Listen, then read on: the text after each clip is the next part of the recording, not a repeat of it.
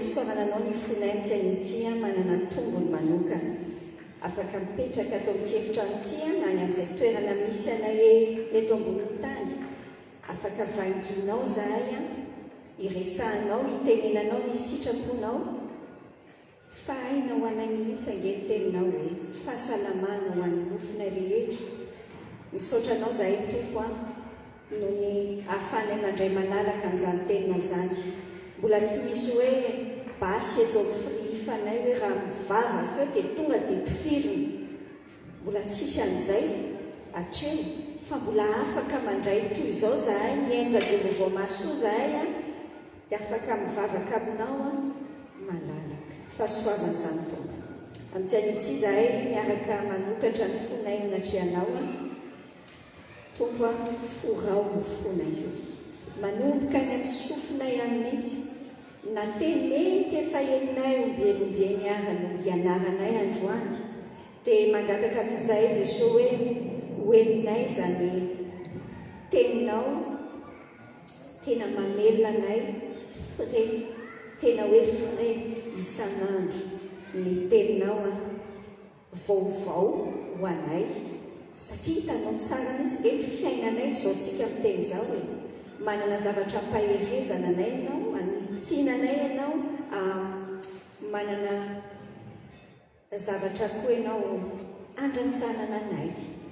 dia misaotra indrindra fa io teninao io no ampiasainao anatin'izany dia mifananao miasa ao anatinay rehetra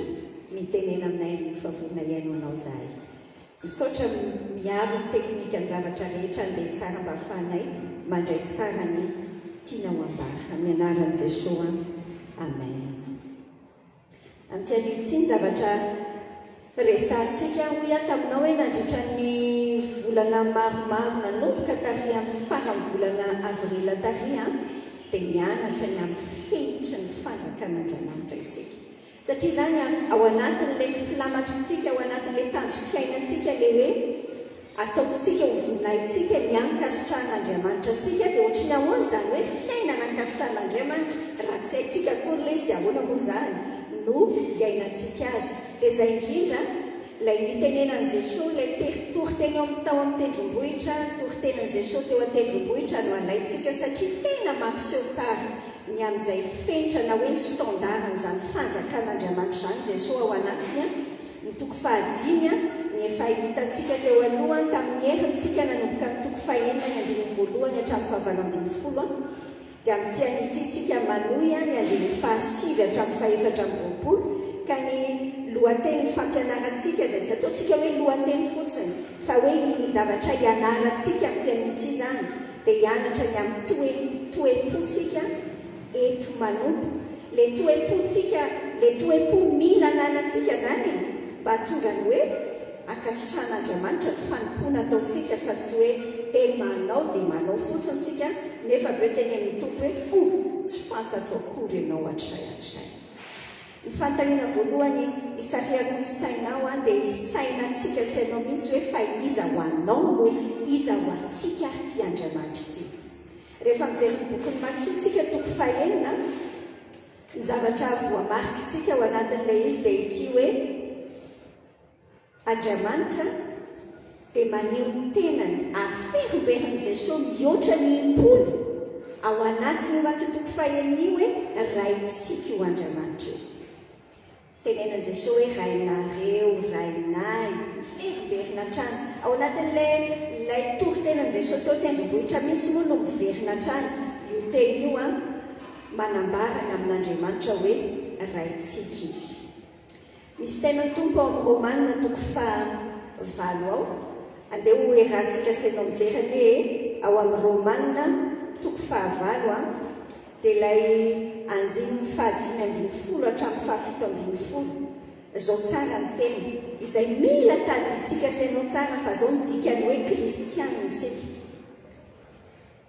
fa tsy nandray fanampahandevozana ho amin'ny tahotra indray ianareo fa nandray ny fanahany zanaka natsangana izay hiantsonantsika hoe abaraio ny fanahy dia miara-milaza ny fanahintsika fa zanak'Andriamanitra isika ary raha zanaka dia mpandovy eny sady mpandovan'Andriamanitra no mpirailova amin'ny Kristy koa raha miara-miaritrano isika mba hiara-manam-boninahitra aminy ihany koa. Inona ny zavatra antitra niterany izany tenin'Andriamanitra izany amintsika? Aza tononao renitsika ny hoe nandray an'i Jesosy ianao lasa zanak'Andriamanitra, lakile amin'ny fiainana mihitsy enge zany raha avaka hoe fanalahidiny le fiainana be da be tian'i Jesosy hiainantsika. Le isika sy anao tonga saina amin'ny fotoana rehetra hoe koe ay moa zany manana ray e, zay le ilany dafy mahafinaritra be tsika leka manana ray e, ay moa za zanak'Andriamanitra ary ndao hiaina amin'izay mahazanak'Andriamanitra tsika izay. Mamerina fantaniana aminao tsara zany zao, iza ho anao io Andriamanitra io? Andriamanitra lavitra be any fotsiny ve izy? Ny tompo amin'ity dia mampatsiatsika sy anao tsara hoe io Andriamanitra io dia dadantsika, aba raitsika. Inona ny manakana anao tsy ho afa-po amin'ny fifandraisanao amin'ilay Andriamanitra rainao? Inona ny manakana antsika sy anao tsy ho afa-po mahatonga antsika ohatra lasa teorizany fotsiny le hoe zanak'Andriamanitra e, fa tsy hiainanao tsara le hoe zange zanaky dad'Andriamanitra e. Inona ny manakana antsika? Atao anatin'ity Matthieu 5 ity dia hitantsika sy anao taratra. Tamin'ny herintsika sy anao nijery ny 1:1 hatramin'ny 7:10 isan'izay sakana goavana mahatonga antsika sy anao tsy afaka mankafy tsara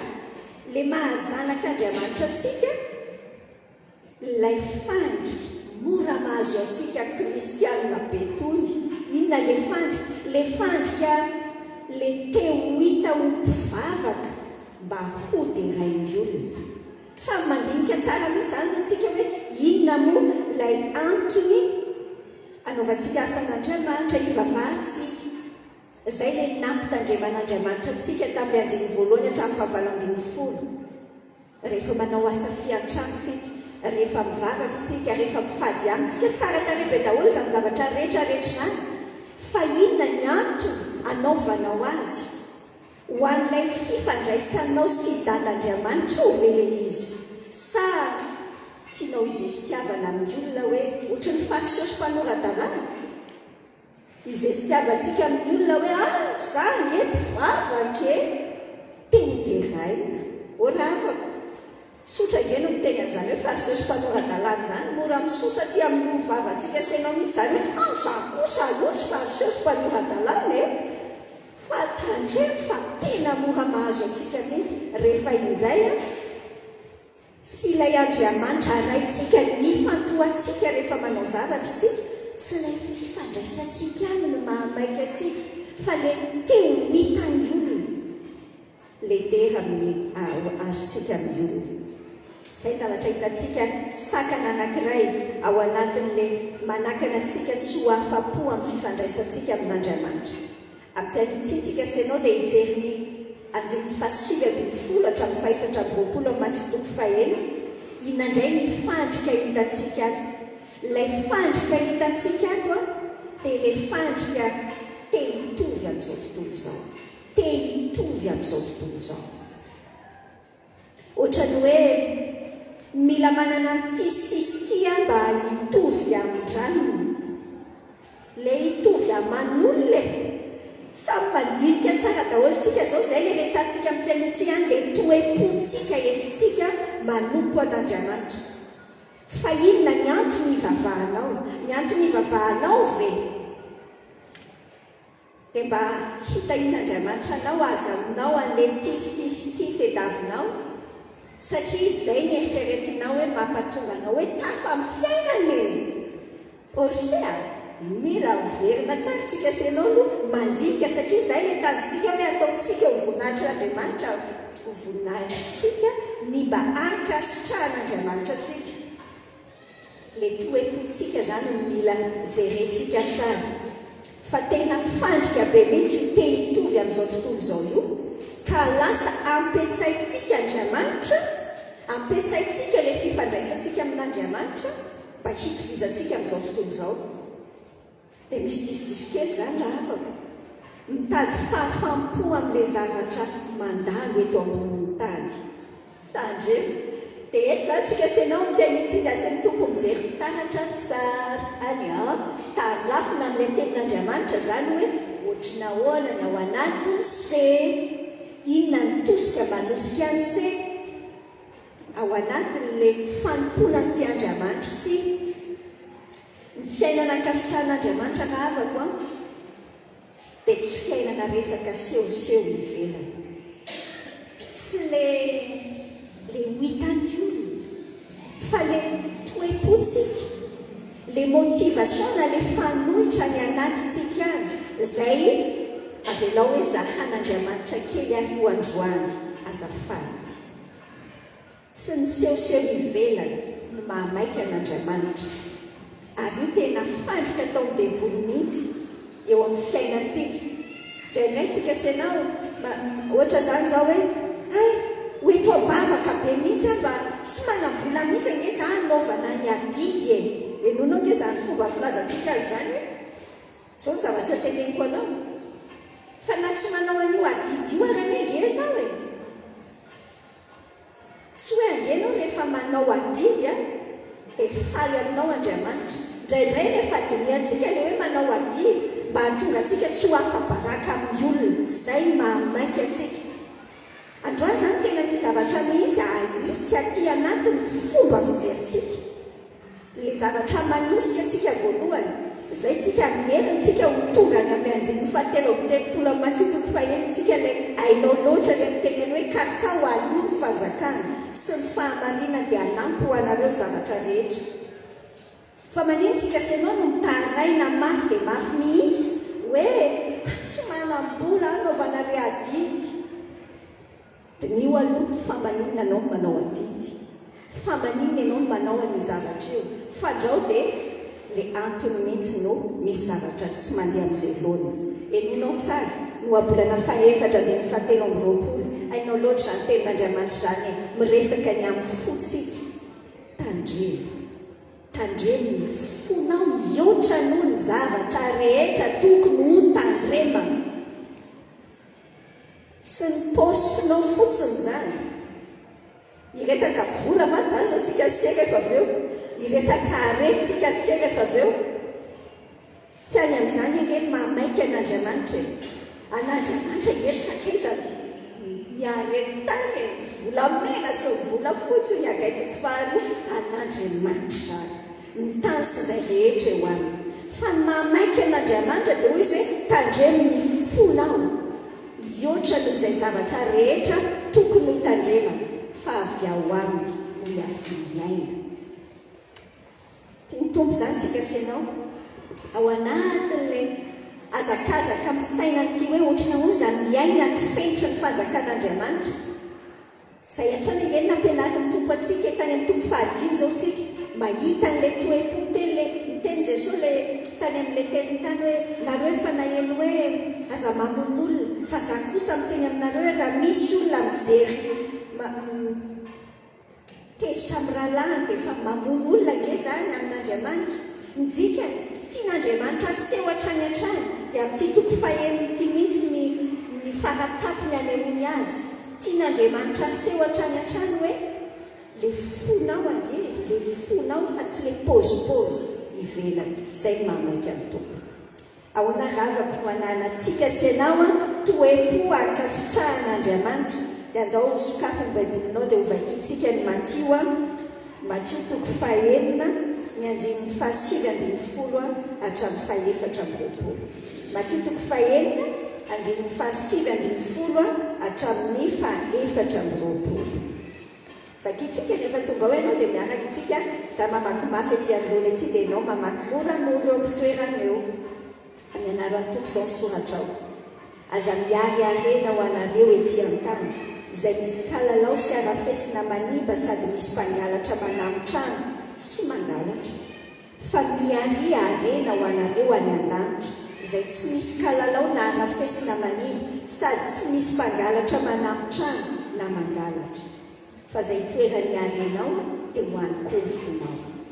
ny maso ny jirony tena koa amin'izany raha tsara ny masonao dia hazava avokoa ny tenanao rehetra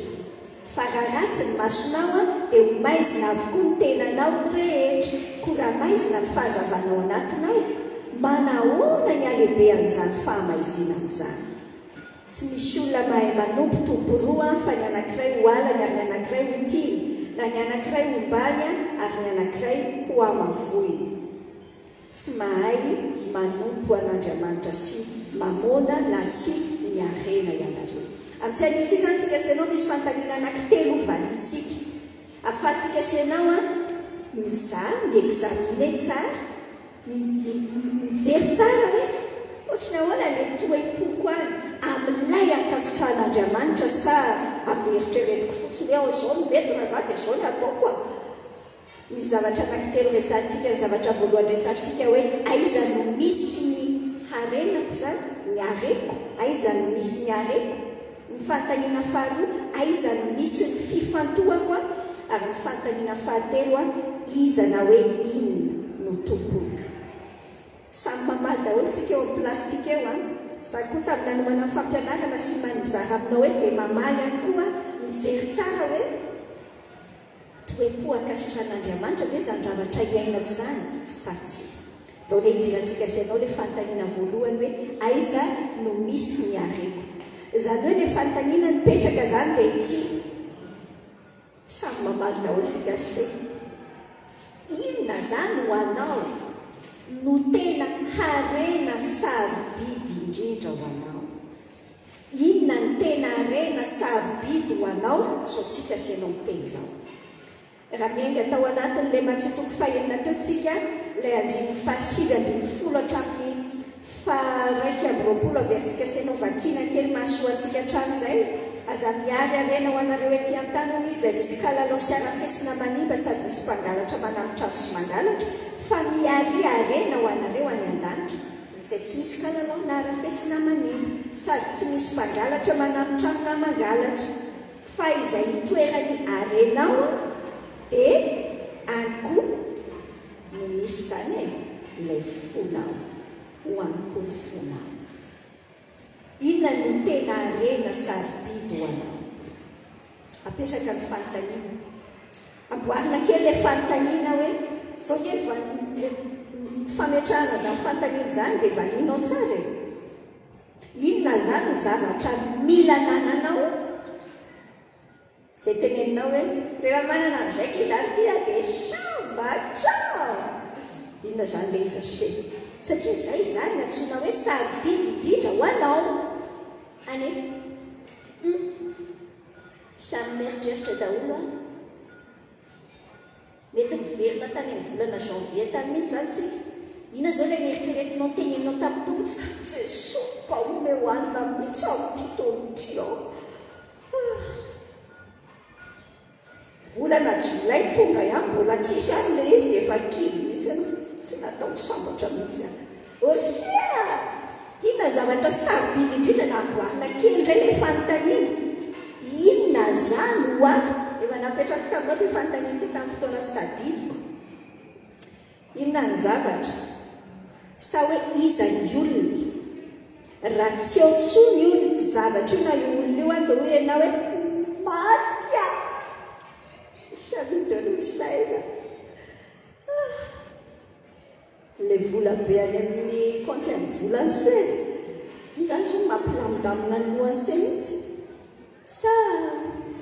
le asanse sa tena fahasoavana be mihitsy aloha ty azy ty raha miala amin'io vitany amiko zay raha maty ny vadiny se poapoapoa ty aza amin'ny tena izany fa maty Sara ohatra ka lasa mampirafy ilay sy pensé. Izany telefônina se izao no tena eritreretiny se raha io lasa mipangaro posy vitany amiko. O raha avako ndodiniana. Fa izao no tenin'Andriamanitra. Izay misy ny harenao dia aliko izany ny fonao. Ny haren'ny tany zay ve le mahaliana sera afaka le zavatra eto ambonin'ny tany sa miareny lanitra mandinika tsara le izy ange rehefa kristiana ohatratsika se dia haitsika mivaliny tokony ho izy dia hoe tiaokitina bien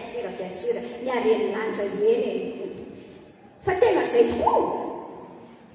mandinikatsika tena zay tokoa ve zay mantsy le ampisy itsika eto androany mandinika le toe-potsika senao zao ny zavatra mazava teneny io anjeny fasirany folo sy ny faharoapolo tsy misy zavatra maharitra zany ny zavatra eto ambonin'ny tany tsy misy zay le lazainy hoe aza miariarena ho anareo eto ambonin'ny tany zany zay misy kalalao arafesy misy mpangalatra midikany hitanao ny zavatra misy eto ambonin'ny tany ny création eto ambonin'ny tany andeha atao mpinina moa zany ny teny zavaboary ny zavaboary na zavatra voleny io na biby misy prédateur dolo zany zavatra rehetrarehetra zany ina dikan'izany prédateur ohatr'izany nge le kalalao io ohatrany hoe kalalao ny tenenina amin'io fa hitanao le zavatra mihinana lamba reny zany teneniny amin'izany midika ny zavatra rehetra dia mety tsy hoe mety akory le mety zany hoe possible fa tsy hoe possible ny tianambara aminao fa mila ary fotsiny zavatra anankiray dia efa melosy mesiba izay melosy mesiba avy hatrany foana izy na izay sy mbana zavatra hafa na izay sy mba ho azo ampitoerana eo fa arafesina ho azy ohatra ny vy na vy matanjaka ohatra n'inona ary se rehefa azo ny rivotra ny masina foana io arafesina amin'ny fiafarana io oravako akoatr'izany mpangalatra zao mpangalan-trolona dia efa misy dia gaga mihitsy ianao ty fiainandra malagasy ty fa mampatsiahantsika senao zany rehetrarehetra zany mampatsiahantsika hoe tsy natao ametrahana toky na eritreretanao hoe ahasambatra mihitsy so dia ianao dia miangataka mafy amin'ny tompo hoe tompo baby eo vadiny tena ko azafady mba ho sambatra mety izay mihitsy mbola tsy anomezan'ny tompo aza sy satria mila boarina no le toe-po eto manambady fa tsy hoe ny anambadikiadanana kory josetsy fa manina tsy ameny tompo ase le zavatra tsy haiko inona le angatany satria misy toe-po mila ananana mba tsy iraikitra ao amin'ny foze satria tsy zaka ny tompo erike no mijerantsika senao diso fanantenana mandiso fanantenana mihitsy ange le zavatra misy olona ao anaty baiboly ao tsy voantsika senao nge fa zavatra efa pisy ao anaty tenin'Andriamanitra mihitsy amin'le maha-olombelona atsika senao mihitsy ohatra olona nametraka ny fony tamin'ny areny tany belabe ny ohatra azo raisiny fa ohatra vitsivitsy fotsiny raisiko aminao anankiroa dia roa saronao ve ny tantaran'izany akana zany akana zany ao tamin'ny andro ny Josoa zareo andeha hanafika ny Jeriko efa io ny tany Kanana ao fa ho alaina le tany Kanana nomen'Andriamanitra ny taridalana Jeriko ny tanàna voalohany nomen'Andriamanitra ny baiko hoe aza misy maka nininina amin'ilay tany ao mihitsy fa arigana totalina dorana arigana le tanàna dia le zavatra tsara rehetra hoentina ho an'Andriamanitra atao fanatitra ho an'Andriamanitra ny zavatra tsara rehetra fa izao raha avako any amin'ny Josoa toko fahaenina ny ahitantsika ny tantarany Akana andiny fafito amby folo sy valo ambin'ny folo dia avy eo ny andiny rehetra ao amin'ny toko fahafito inona ny zavatra aseho i Akana tsy naharitra fa nahitan'le mena miravoravo izy se mitovy antary amin'ny Genesis toko fahatelo nge dia hatramin'izao enina amby roapolo amby roa arivo izao mbola mitovy mihitsy ny film mitovy ny film ary sakaiza satria ahoana arantiranty ny devoly amintsika hoe ohatrany tsara le manan-karena ohatrany tsara le manam-bola misy akanjo tena joli be mihitsy ty dia itsy misy lehilahy afaka iarana dia teneny hoe vavidio ale akanjo any amin'ny béoririka any amin'ny avance dia teneny hoe dara matory ampokely dia mety io osy ahatra izany angela izy azo fady dia inona nataony akanjo nahita akanjo tsara tarehy tamin'ny akanjo n'le tao anatin'ilay izy nahita volamena sy volafotsy navelo ny tany ambanilay amin'ny tany jesu mahita fantatro ny zavatra tsy io rehefa ndeha aka ny tanàna ny airy zareo ny tanàna manaraka tena ayayayayay tokoa satria ahoana resy rysea resy teo anoloany fahavana ny devoly tsy manana zavatra tsara omenantsika izany ie tena miretirety vo oviana maheno vaovaoan'olona betsaka amin'izao fotoana iainantsika izao inona dolo ty resaka alajaza alalala olo tsy hay fangalarana sy mirongatra be mihitsy nge ankehitrindravako izay resaka mety hoe sorona sa inona mba hampanam-bola hampanakarena dia atao fotsiny lazaina hoe ay ka tsy manao ratsy tsy manao ratsy fa manasitrana ao mianatra mitaizataiza olona ao dia osea tsy manan-javatra tsara tongotra antsika mihitsy ny devoly fampite atsika sy ny fianakaviana no entiny izany zavatra aseho ainao loatra ve nytoy an-tantarany akany fa nitsarain'Andriamanitra izy ny ankohonany ny sokafana ny vava ny tana dia miletrika tany ejana ngezany zavatra izany tonga dia direkta makany amin'ny fiainatsitatsita hoe ahoana any zany inako ny ohatra anankiray faharoa any amin'ny filazantsara ny teny mitantaran'izay soa ny amatsotoko fahasivambinifolo ny ahitantsika ny ohatra anankiray le tantaran'le tovolahy-mpanakarena nanatona ny tompo nanana etaeta hoe te adova ny fiainana mandrakizay nantany tompo hoe nitenen'ny tompo hoe te adova ny fiainana raha izy tanterao ary ny lalàna dia inona moa ilay lalàna mila tanterahana dia niteny teo jesosy ohatra efa vitako daholo izany fantatra ny tompo tsara ny ataony hoy ny tompo hoe amin'dio ary ny fanananao rehetra dia omeo ny malahelo inona ny zavatra nseho ka niraikitra be tao anatin'ny fony ange le areny lasa niala tamin'ny alahelo tsy nanana fiainana mandrakizay le zalahy oravako sao dia sanatria ohatran'izany ny fiainantsika fa akoso-bolamena ohatra ny mamiratra nefa kay mamitaka dia mamitaka izany ange le zavatra eto ambony tany izany le zavatra eto ambony tany mandiso fanantenana mamerina n'izany fahamarinana n'izany tsara eto miaraka tsika sy anao ankehitriny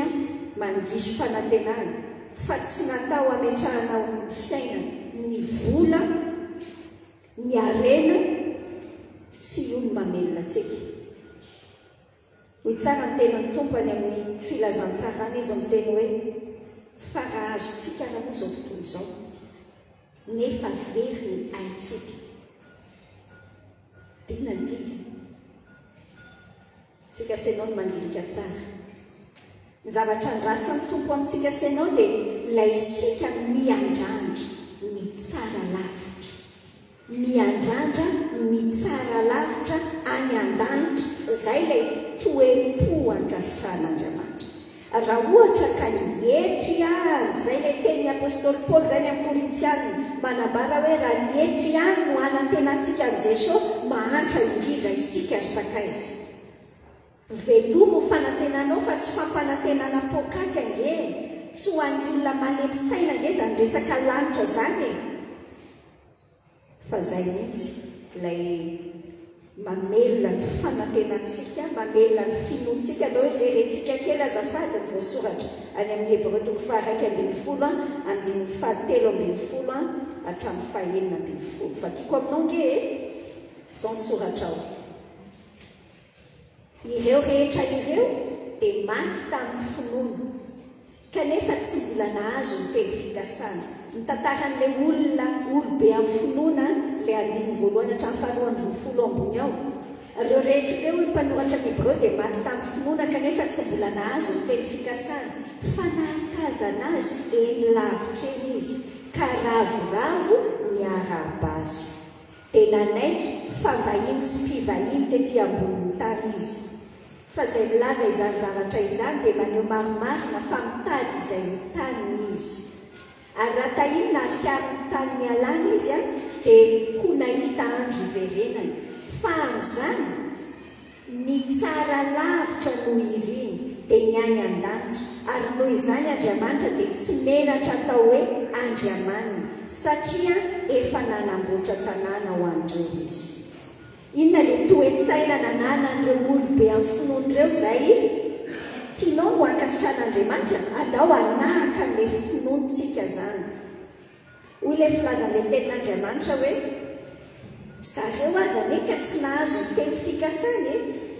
nampanantenaina trany amin'ny testamenta taloha tany izany resaka Mesia izany hoe ho avy tsy hitan'ny masony akory. Tsika senao efa mahita amin'izao vanim-potoana iainantsika izao hoe hoay kay tena Jesosy nalana sy fahamarinana ary fiainana. Fa zareo ara mbola pitiny kely ny azo tamin'izany.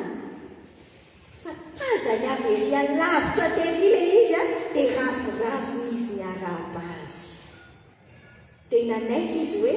izay kay vahiny sy mpivahiny. Ndika tsy tamana velona teto ambonin'ny tany eto ny problemantsika sery sakaiza dia tamana be eto ambonin'ny tany eto tsika se. Satra ny tompo mihitsy mampisy an'ireny problema ireny, mampisy an'ireny olona matimaty tsy hitako hoe ahoana ireny. Azafady tiako tenenanao amin'ilay misaotra ny tompo mampatsiahy tsika senao izany hoe mila miomana, mila manomana mandra izay sakaza fa tsy mihety fotsiny. Hoy tsara ilay teny fa izay milaza izany zavatra izany izy amin'ilay fahaefatra ambin'ny folo dia maneho marimarina fa mitady izay mitaniny izy. Raha tahiny izy na hatsiary ny tany lehilahy dia ho nahita andro iverenana. Inona ilay abaran'ilay tenin'Andriamanitra? Raha ohatra ry zareo ka manimaniny ry tsara be izao ilay tany amin'ilay raha i Abrahama izany niala tany amin'izay tany nisy azy tany dia mandeha any amin'ilay lalana hitondrany tompo dia ohatr'izay tany amin'ilay tany taloha tany amin'ny Kaldiana tany any fa zao dia ohatrany problema be. Tsy mitsetsetra ohatr'izany ireo olobe amin'ny finoan'ireo fa fantany miandry azy. Fa hoy tsara ilay tenin'Andriamanitra eo amin'ilay andininy fahaenina ambin'ny folo fa amin'izany ny tsara lavitra no iry dia ny any an-danitra. Jerena kely indray aloha ny ao anatin'ny fotsika se inona izany ny iry se? Ny tsara lavitra dia ny any an-danitra ve no iry se? Inona ny faniriana lalina ao anatintsika? Fa izay angeny mahatonga antsika manana toe-po ankasitran'Andriamanitra rehefa niarena avy any an-danitra, niareny lanitra no mahaliana antsika kokoa. Rehefa tsy azonao ny ao anatin'ilay izy dia tsy mahaliana anao loatra. Ary izay mihitsy ny tian-devoly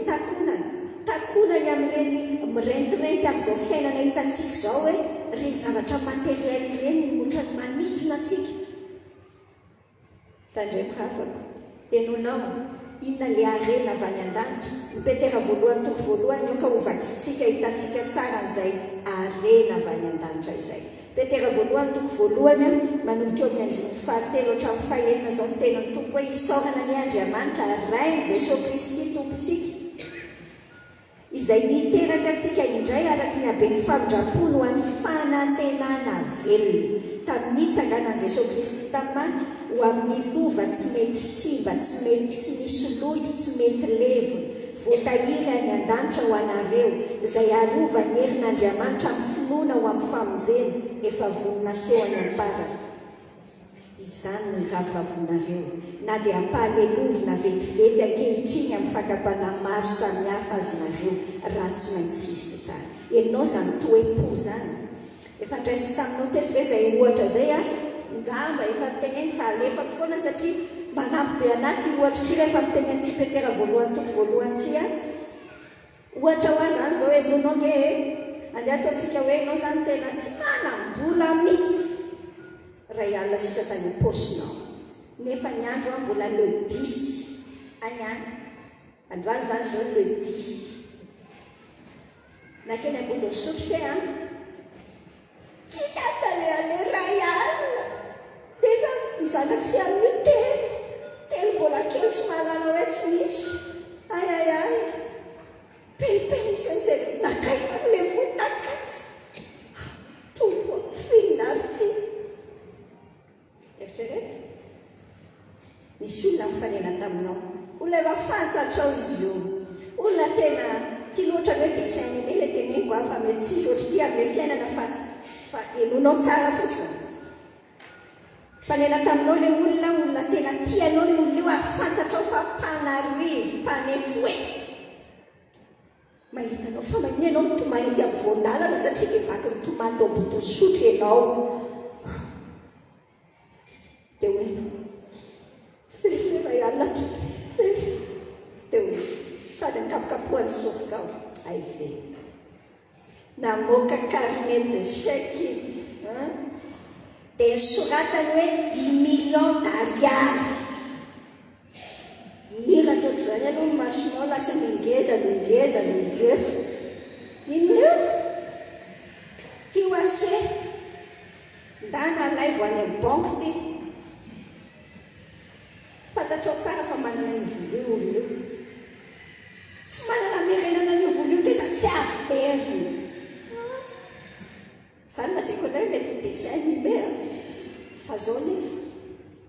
ohatrany ahoana zatra tena mariny zany ohatrany ahoana mipozinao ataontsika hoe tena lasa anao nakany amin'ny banque azonao le vola dia mbola hiverina any ambodiny sotry any ve nao sady mitomany ano mikikika eran'ny lalana hoe oreto sao dia hitanareo le ray alina keliko very nefa ianao efa nahazo 10 millions d'ariary azonao ve zany raha izany aloha ny ataonao dia tenao za hoe mitapy ianao osia tsika sengety ianao ohatrany kristiana mitapy indraindray azafady adala satria ahoana satria tsy azotsika midikany hoe maty ho atsika jesosy tsy azotsika midikany hoe lasa zanak'Andriamanitra isika ka hitenenan'Andriamanitra amin'ny Luka 10:10 hoe anao avokoa ane izay rehetra anahy dia ino ny ty ataontsika senao ty mandeha mitsivoka zao ridira mitrosa makatsy makaroa azafady ina ny ataontsika mandeha manao tsy fantatro ay ka tsy maintsy manao famadiana fa sao dia tsy mahazo anjara tany atytsony makatsy makaroa dia finona ny asanao saina amin'le izy satria ahoana azafady fatra masika satria raha afaka ny fotsika sy mbola maraikitra amin'ilay eto ambony tany ary tsy fantatritsika le areny lanitra omen'Andriamanitra tsika tsy azonao an-tsaina ve hoe raha ohatra zany le olona na mean'le 10 millions d'ariary mahita anazy tsy lanilasa indray mbola mitomany eny ambodiny sotry finy ty mbola mampitomany anao ihany ka le 10 000 tsy talinalena ka tia volako rehefa tsy tia mitony zany ngamba ny teneny sy ihany Andriamanitra fa tsy manao ohatr'izany orava hitanao io tena Petera voalohany io arovan'Andriamanitra ny hery ilay lova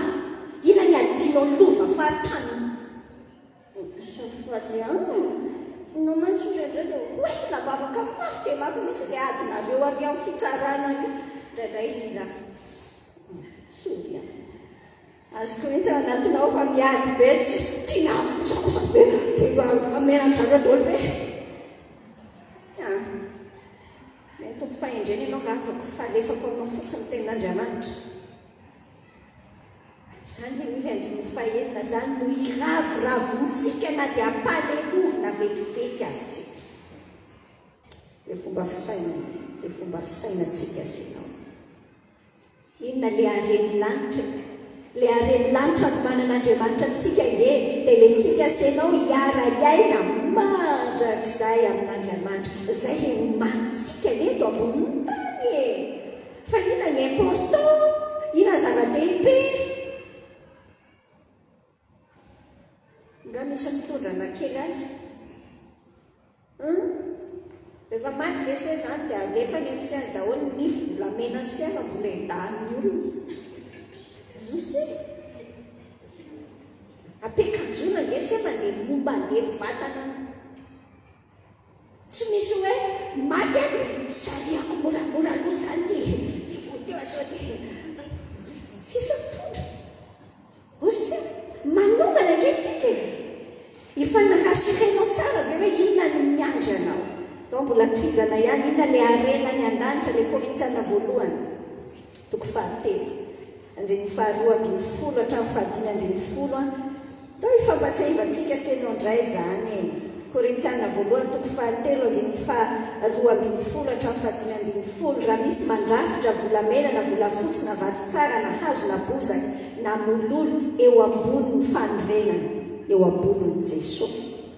dia aseho avokoa ny asan'ny olona rehetra fa ny andro no ampiseho azy satria aseho amin'ny afo izany andro izany ka dia ho zahatoetra amin'ny afo ny asan'ny olona rehetra ny asanao koa ny zany zahatoetra amin'ny afo izany raha maharitra ny asan'ny olona izay narafiny teo amboniny dia handray valim-pity izy fa raha ho levon'ny afo le asan'ny olona dia ho faty antoka izy nefa fa ny tenany kosa dia ho vonjeny nefa toy ny avy amin'ny afo ihany. Ina le areny lanitra zay le nomanitsika eto ambonin'ny tany manomana valim-pity satria malifity atsika nge tompo zay le fitsarana miandry an'izay olona efa manana an' Jesosy mazava averintsika tsara zay fa tsy fitsarainany amin'ny ratsy nataontsika intsontsika satria Jesosy efa notsarainany amin'izany zay nitsika ny hoe nandray an' Jesosy fa ho tsaraina ravako ny ataonao rehetra tao arinanao nandray an' Jesosy misy dikany mandrakizay le satsi ina le hoe misy dikany mandrakizay miaina ho an'ny tena se fotso vesety eto ambonin'ny tany zay zanatra hoe mba ampisy voninahitra se le mba le fafinaretany le mba mitovy aman'olona zany fe ny ao anaty loase dia ho za hoe zay levon'ny afo lavelona be eo nge hoe ny vatany se zay le ifampatsiahivantsika ty amin'ny atsasaky ny taona tya mifampatsiatsika hoe tany ray sao dia manangon-davelona se levon'ny afo daholo ianao manantena toerana tsara tareo amin'i Jesosy dia gaga ianao hoentin'ny tompo eo manolonana akofa be Jesosy io ty akofa be fandoroana briky ty dia io le nangoniny seteny tany rehefa nitsaraina izy dia lavelona misabovona be ohatrany io so dia zany nandrasy zay le ndao jerena ny ampisidika ny fiainantsika aizany misy ny foko aizany misy ny fonao zay le fantaniana voalohany zay ao amin'Andriamanitra ny fonao sa ao amin'ny arena le teny ao amin'ny anjeny faraky amin'ny roapolo tamin'ilay Mateo toko 9 milaza tsara izay toerany arenao ange ty angetsy resaka tenenina fotsiny hoe izany kristiano izany tian' Jesosy izany mpanompo be zany ka vitany zany fa jerena aiza zany ny areny se ty inona ny zava-tsavo bidy ho an'se Andriamanitra dia miteny mazava amintsika hoe aza manana Andriamanitra fa zay ihany dao ravako le toe-po ankasitran'Andriamanitra hoentsika manompo dia itsiny Andriamanitra no arena soa sarobidy indrindra ho anahy ary ampy anahy io Andriamanitra ampy ho anahy io Andriamanitra zany ve ny toe-po any anatitsika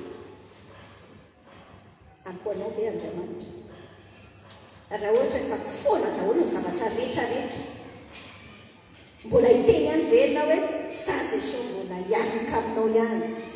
na omenao moto na tsy amenao moto na menao vady na tsy na ho afam-panadinana na tsy afaka na ino asa tenen'ny asa io na ino tsika senao ve hiaraka hiteny amin'ny mpanao salamo amin'ny Davida amin'ny salamo 110 ilaza hoe tsy misy soananako azo arina aminao marina aminao ve zany mahafinaritra be ohatrany tena teny poetika be zany tsy misy zoana fa marina ny tenantsika senao ve zany jereo ary inona no mampikinainainanao rehefa esorina aminao eto ambonin'ny tany aloha zany jerena kely hoe jeso sa dia mbola niraikitra tamin'ireny zany no foko amin'ity androany tsy amboarintsika eo anatrany Andriamanitra tokoa vare no arena soa sarobidy ho anao indrindra ary ampy ho anao ve izy ampy ho anao fantaliana faharoa ao anatin'ilay resantsika senao afahantsika mamantatra tsara hoe le toe-po ankasitran'Andriamanitra ve zany toe-pontsika zany aiza no le fonao iza zany le arena sarobidy ho anao fa zay no misy ny fonao zay fantaliana faharoa dia ity makaiza zany ny fifantohany sety makaiza ny fifantohany sety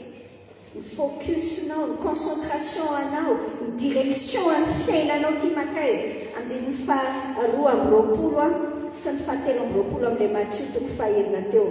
ndao indray ane mbola vakitsika senao hoe ny andiny faharoa amby roapolo sy ny telo amby roapolo zao ny tenany toko hoe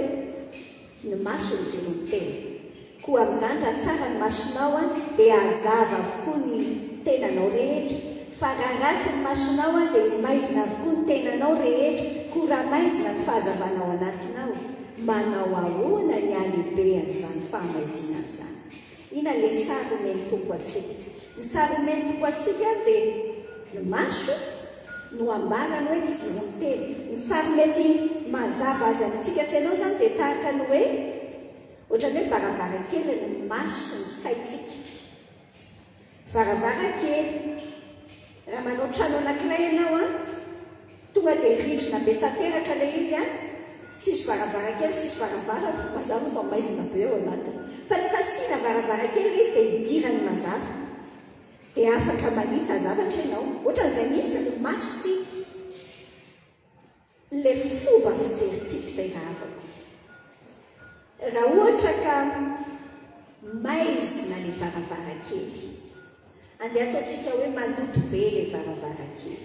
andeha ataontsika hoe natao fume le varavarakely azonao tsainy zany le fitaratra an'le izy dia lasa miova mihitsy ny fidirany fahazavana ao anatinao ao anatin'ilay trano eto zany ny tompo dia mampisaina antsika senao hoe makaiza ny fifantohantsika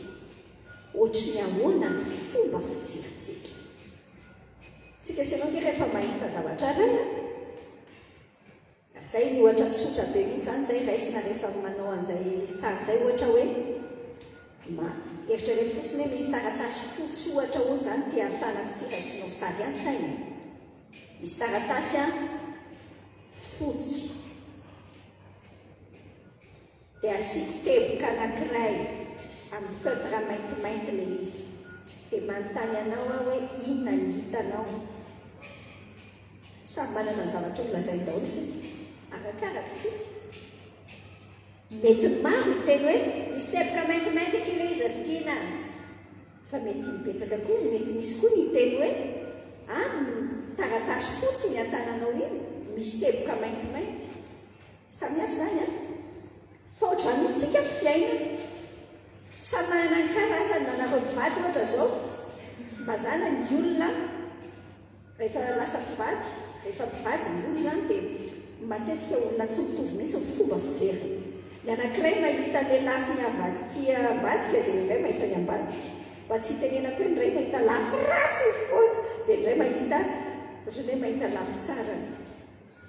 fa nataon'Andriamanitra anana an'izay fijery samihafa izay mihitsy ireo aloha mba hahatonga ny hoe mifameno fa eo mihitsy zany tsika senao nahatonga tsika senao anana toe-po ankasitran'Andriamanitra dia mila jerentsika tsara trany makaizy ty fifantohantsika ty mijery olona ao anaty baiboly indray tsika senao diso fijery satria ahoana satria takony fitiavakarena amin'ny tanany lohany ohatra anankiroa indray ndraisitsika any amin'ny boky ny asan'ny apôstôly any ahitantsika ny anankiray mpivory vady lasa gaiko noho ny fitiavam-bola rehetra sea. Eo ihany ny fitiavam-bola mety tsy tena fitiavam-bola ny tena nanahirana ny anany asy safirany ny asany apôstôly toko fahajiny fa ny fitiavam-boninahitra. Satria ny olona rehetra treo amin'ny toko faefatra zany ny olona tao amin'ny fiangonana rehetra dia manome zany manome ny apôstôly amidy ny fananana nanao ohatra an'izay Barnabasy amidy ny fananana dia mena ny apôstôly takana tena nahita zany zany izy mivady dokotsika mba hanaova zany zany maha olona tao amin'ity fiangonana ity ngamba hoy zareo. Fa rehefa lafo tokoa ilay tany dia angamba izy nahita hoe 10 millions d'ariary verse dia alefa ny daholo. Mba aloha ataontsika hoe 6 millions rangava ny 4 mba atsika sea konikonina ohatr'izay izy mivady. Hainao tsara ny toy ny tantara. Hitanao zay ilay fitaka avy amin'ny devoly. Io age ozy tsara petera hoe mbola tsy namidy ny tany anareo an'ilay voly l'eglizy namidy le izy fa maninonareo ny mandainga amin'ny fanamasina ohatran'izay. Dia ohatran'izay koa diso fifantohana mamitaka be. Mijeran'ilay ohatra fanoharana nataon'i Jesosy any amin'ny Loka toko 4:12 tsika ny olona anankiray izay lazaintsika hoe no amaiziny ny fitiavam-bola ny lohany. Dia hoy tsara ny filazan'ny tenin'Andriamanitra azy ry adala. Le mpanan-karena adala zany ity izay tena be da be mihitsy andeha ataoko hoe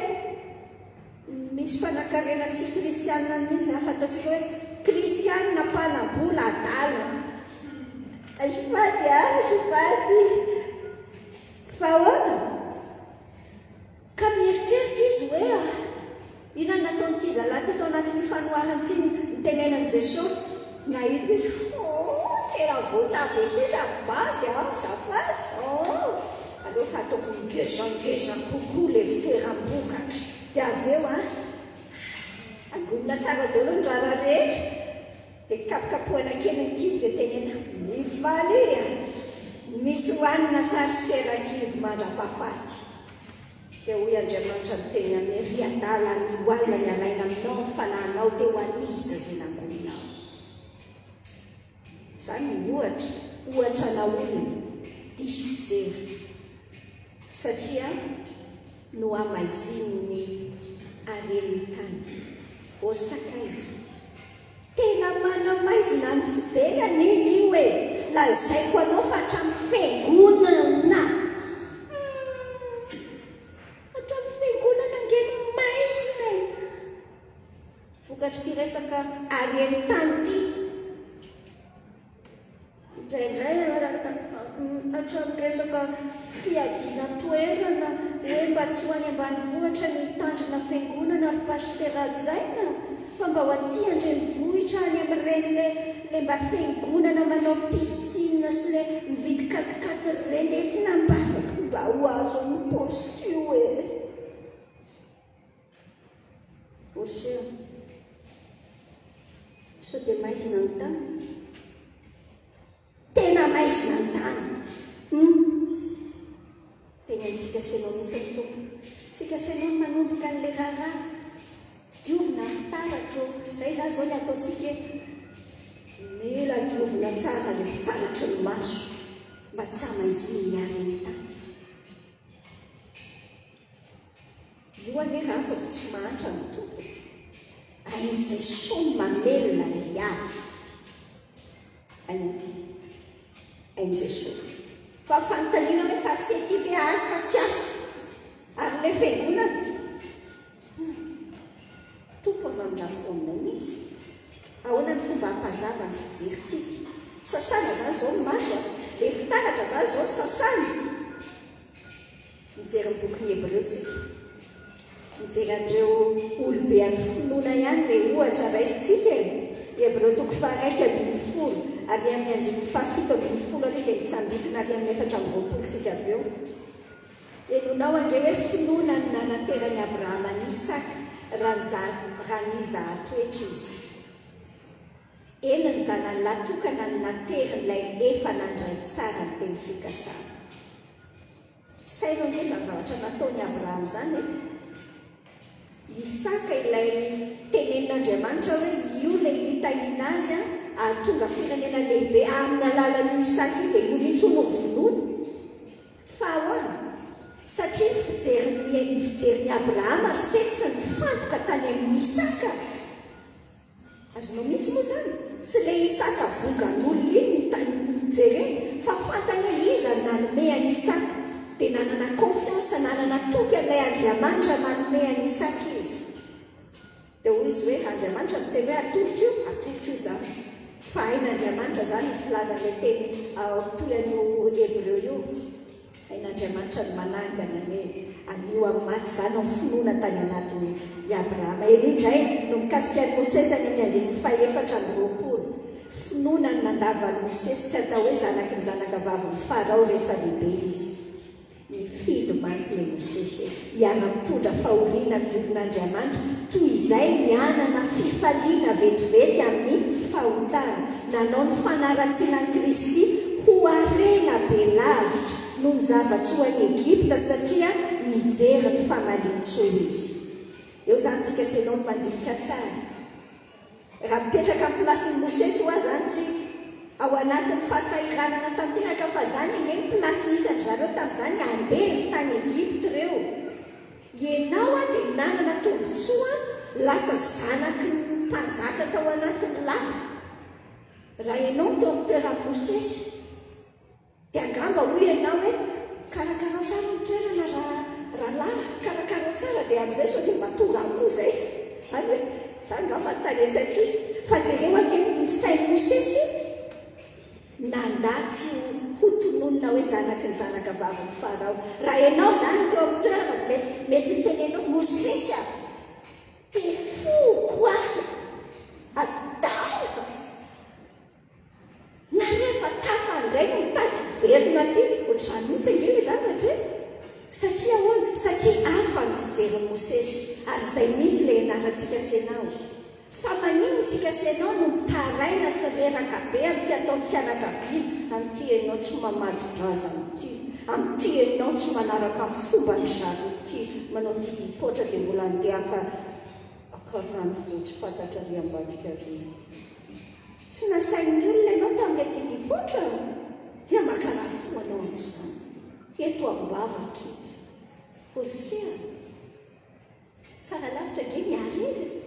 arena omena Andriamanitra atsika azonao tsaina moa zany ny zavatra ahafahantsika senao manasa ny fitaratry le fijerintsika zao tenin'Andriamanitra. Ny tenin'Andriamanitra no ifantohantsika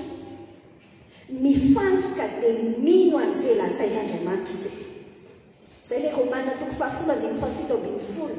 ny finoana zay ke le mino hoe tsy misy azo atao zahoana sitraka amin'Andriamanitra raha tsy mino. Dia izy tsy tenenina fotsiny mino dia lasa ilay Moseva mandeha taisy zao tamin'ny nandeha Mose dia rehefa alohan'ny makatsy makaroa le faty alefa dia alefa aloha rehefa nekepinoana dia miredy lery Mose tsy negedikany hoe mino hoe zao ka efa teneniko le izy fa nidikany hoe mino resy lahatra any anatin'ny tsy maintinao mihitsy na misy maintiny tsy naise any anatinao ray matoa zay tenin'Andriamanitra zay zany tenin'Andriamanitra. Finoana dia avy amin'ny toriteny ary toriteny avy amin'ny tenin'i Kristy zay lazain'Andriamanitra zay ny fantohany maso fa tsy ny zavatra hita maso. Mamarana azy tsika senao fantaniana farany andeha ahafahantsika senao mizaha tsara le toe-pontsika izy na inona no tompontsika senatsika iza na inona no tompontsika. Mateo 5:20 tsy misy olona mahay manompo tompo roa ny tompo fa ny anankiray ho alany ary ny anankiray ho tiany na ny anankiray ho mbany ary ny anankiray ho amavoiny. Tsy mahay manompo an'Andriamanitra sy mamona ianareo. Tandremo raha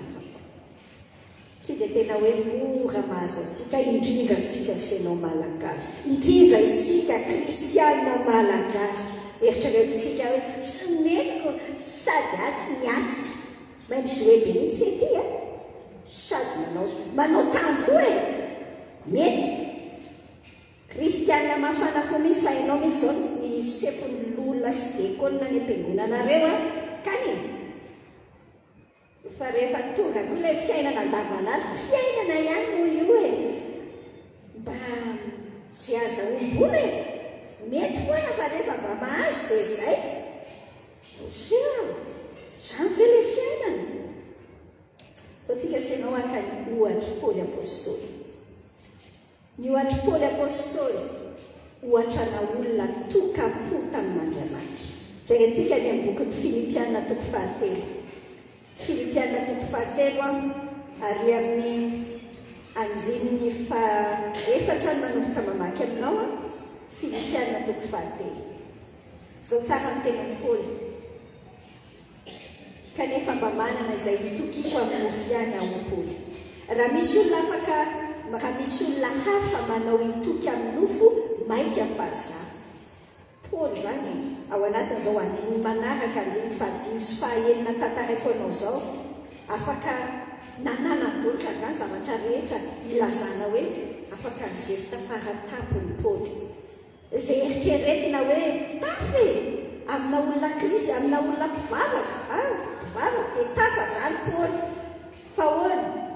zao izy a voafora tamin'ny andro fahavalo fototra Israely tena avy amin'ny fireneny Benjamina Hebreo sady avy amin'ny Hebreo a araka ny lalàna dia fariseo araka ny zotom-po dia nanenjika ny fiangonana araka ny fahamarinana avy amin'ny lalàna dia tsy nanatsiny enonao tsara ny andin'ny fahaenina andin'ny fahafito sy fahavalo nefa izay azoko tombony dia nataoko fatiantoka kosa noho ny an'i Kristy eny tokoa fa ataoko fatiantoka avokoa ny zavatra rehetra noho ny fioarany atsara ny fahalalana an'i Kristy Jesosy tompo izay niaretako ny fatiantoka ny zavatra rehetra ka nataoko taimboraka ireny mba azahoako an'i Kristy inona zany tsy nisy zavatra hafa nanitona ny Paoly intsony afa-tsy Jesosy irery ihany sekriana fiainana mahomby misy dikany mamokatra ho an'ny fanjakan'Andriamanitra zany ny fiainan'ny Paoly apôstôly zany rava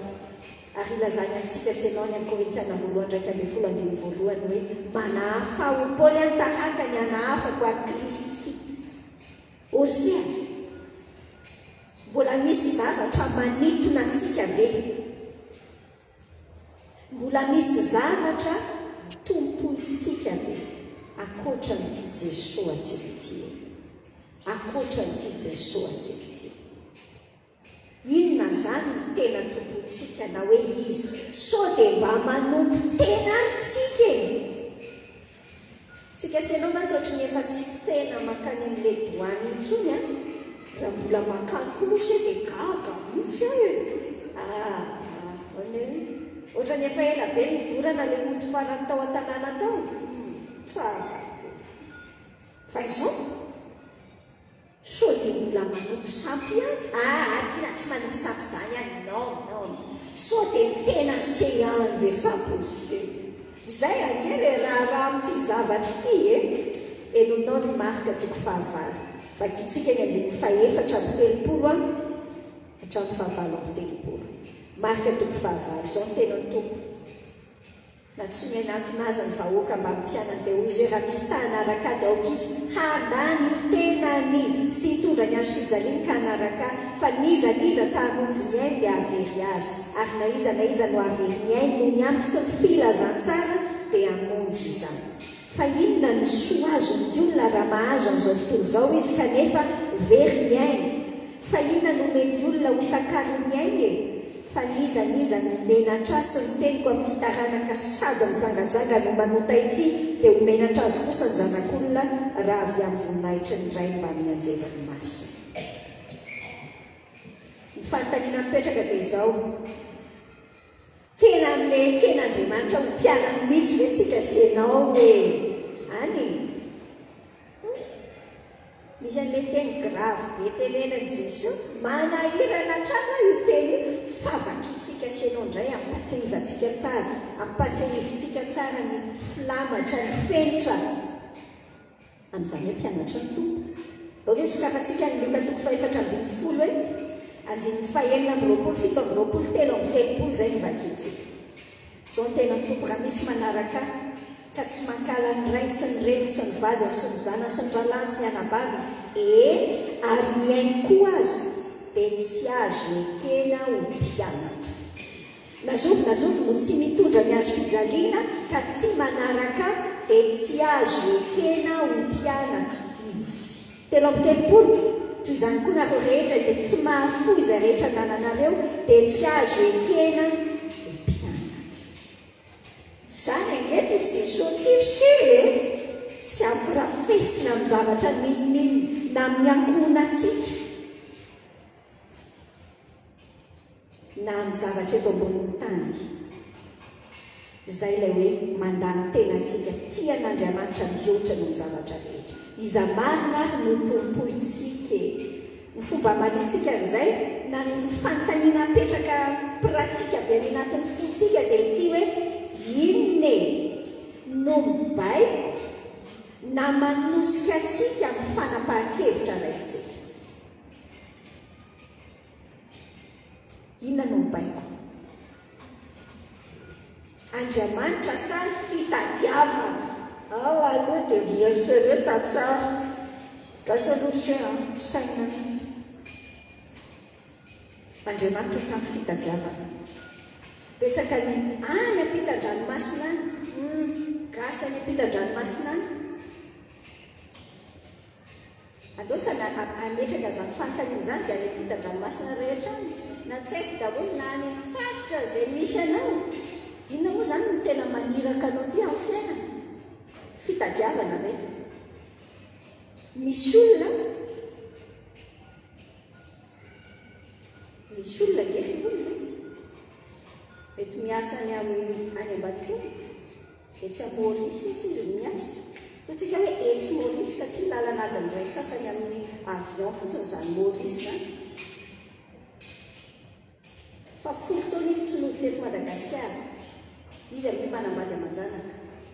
eto Madagasikara dia mandinika mihitsy azafady fa lasa mandinika be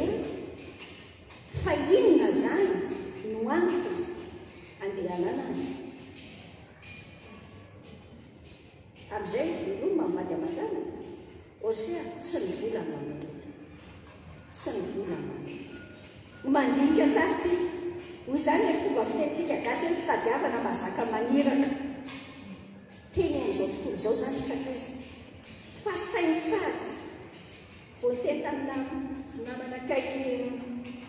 miasa ny ivelany any, teny taminy tsara hoe taminay zao ny zanany eto Madagasikara mbola kely dia kely sady lasa tezain'ny olona mpanompo sampy. Dia hoy aho hoe fianatoanao tsy aloha mahantra eto Madagasikara dia ny fanahy ny zanakao vovonjy fa toy izay andefa vola ianao dia ny fanahy ny zanakao viraviray fahavalo. Orava Andriamanitra ve sa ny fitadiavana? Izay tsika sy ianao voatany amin'ny heriny tongava soa ianao amin'ny heriny hiresaka ny amin'ny hoe tsy manatsika amin'ilay fiainana satria Andriamanitra nge no miantoka an'io Andriamanitra nefa tsy manome antoka atsika mihitsy hoe hiantoka atsika raha ohatra tsy ao anatin'ny sitrapony. Mitoepotsy ny fanjakan'Andriamanitra sa ny fanjakatsika ety ambonin'ny tany no tadafintsika. Misy tenyity Jumeliote tsy ravako hitako tena hoe manaitra anay ilay teny dia zaraiko aminao midika teny malalaka tsotra hitenenako azy zao ilay zavatra lazainy hoe tsy adala ny olona mba hafoy ny zavatra tsy afaka tazony mba ahazahoany izay zavatra tsy afaka esorina aminy. Raza aloha mamperitreritra be tsy adala ny olona mahafoy ny zavatra tsy afaka tazony mba ahazahoany izay zavatra tsy afaka esorina aminy. Tena mety ho tenen'ny olona fa adala be ianao satria misy vola mora azo ariananina sy ariananina ry kanefa hitanao hoe non sitrapon'Andriamanitra dia hoy ny olona hoe adaly ianao fa ny teny milaza mazava tsy adaly ianao raha ohatra ka mafoy fa zany nge afaka esorina aminao fampangalatra ny kalalao ny arafesina afaka maka an'izany amin'ny fotoana rehetra tsy ampozinao akory fa ianao kosa afaka miazona le tsy esorina aminao nizanizy jesoanao zay ninona taparay fiainana jesoatsika miandoka atsika tsy adala ny olona mafoy ny zavatra tsy afaka esorina tsy afaka tazomina mba ahazony zay zavatra tsy afaka esorina aminy zay zavatra niresako taminao raha fitintsika senao zany ilay izy ahoana ny ananantsika senao atoepo ankasitrahan'Andriamanitra dia hoy a taminao tamin'ilay fanontaniana voalohany hoe aiza no misy ny fonao zany hoe inona no arena sarobidy indrindra ho anao verifio ken'izay rahavanao fanontaniana faharoa aiza no misy ny fifantohanao mifantoka amin'ny arentany zay mandalo ihany venao sa mifantoka amin'ny tenin'Andriamanitra le maso ny sainao io ary izy na inona ny tokonao Andriamanitra sa ny arena no mibaiko ny fiainanao samy verifie tsara daontsika senao dia atao hivavaka ary hoentsika mitompony fotsiny Andriamanitra rainay a misaotra amin'ny anaran'i Jesosy zay amin'ny teninao mampahery anay manitsy anay manazava ohatra ny projecteur be any anatinay any ka hitanay dolo ilay tranokala ilay zavatra manamaizina ny fomba fijerinay mifony eto anaty anao zay tompo afa hipiripiry tena le hitovy aman'olona dia le mahazo antististististy zany no mamaiky anay ato anatin'ny sainay ato matetika ohatrany tsy tena manaitra anay akory zany fiainana any an-danitra izay ampanatenanao anay mifona aminao mihitsy zahay raha ohatra ka voany anestezia ny devoly tompo a sokafo ny masonay ampafantaro anay tsara fa kay arena tsika no anao dikany hoe manana anao Andriamanitra ho rainay zahay mpiantoka anay tompo adiovina mianaranao mihitsy fitaratra be amin'ny fiainanay io le maso le fomba fijery ifonanay aminao raha navelanay ho amaziny ny fitiava-karena io masonay io zay tena anatra amin'ny Paoly tena hoe tokapotra sy tsy mahalala fa tsy ianao zay ilay tsy afaka esorina izaniza aminay tompo a mampaherezany fonay tsirairay avy atonga anay tena tafatsoko vavaka ho an'ny fiangonana zahay vonjeo ny fiangonana Jesosy vonjeo ny fiangonana izay misy fotoana tena lasa mampirafy anao amin'ny mamona vonjeo ny fiangonana ampiasao zahay ampiasao izay tiavanao azy izay mamety azy mihitsy zahay hamoan'ilay fiangonana misy anay tsirairay avy io e misaotra tompo fanifananao miasa zareo ny fiainanay rehetra le miantoka anay ianao zany tompo a matoky anao zahay rehefa mandinga ilay fiainana andavanandro dia sahiranay azy zay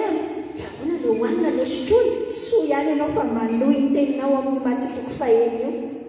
ampaherezay tompo ahita fa ianao Andriamanitra kay no miay ny fiainanay ray manontolo manome sahaza ny asa sahaza amboary mihitsy ny toeponay ho marina ao anatranao miasa fenao anatinay rehetra ianao no mitany ankohonana mitany mpianatra manome ny fahasalamana lavorary ho anay afanay mahavita zay tokony ho ataonay dia miay anay ny lafindrehetra ny anaran'i Jesosy amen.